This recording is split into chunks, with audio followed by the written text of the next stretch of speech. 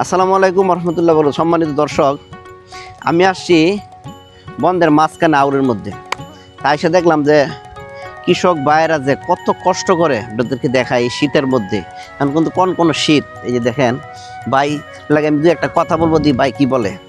তা আমি একটা জিনিস বুঝি, বাংলাদেশ সরকার যেই আসুক, সরকার মহোদয় যদি চিন্তা করে যে না আমাদের এই দেশটা হইলো কৃষির উপর নির্ভরশীল, কৃষকদেরকে যদি সরকারি অনুদান দেয় বা কৃষকদেরকে যদি মানে আর্থিক সহযোগিতা করে, তাইলে আমাদের দেশের কৃষকরা কৃষিকাজ করতে আরও উৎসাহিত হবে।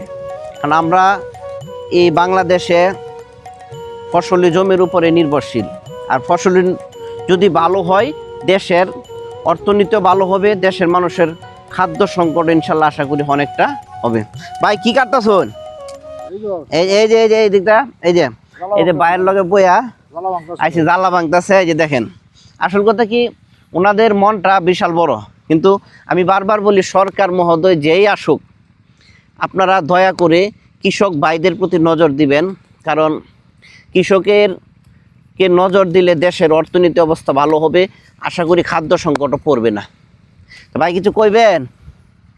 এই যে বাইরে আইসি, ভাইয়ের মনটা খুব বড়, ঘুরতে ঘুরতে চলে আসলাম, ভাইয়ের জন্য দোয়া করবেন। এই যে ভাই জ্বালা তুলতেছে, এই যে দেখেন, এটা থেকে দান হবে ইনশাল্লাহ, আমরা এগিয়ে যাবো। আল্লাহ হাফেজ।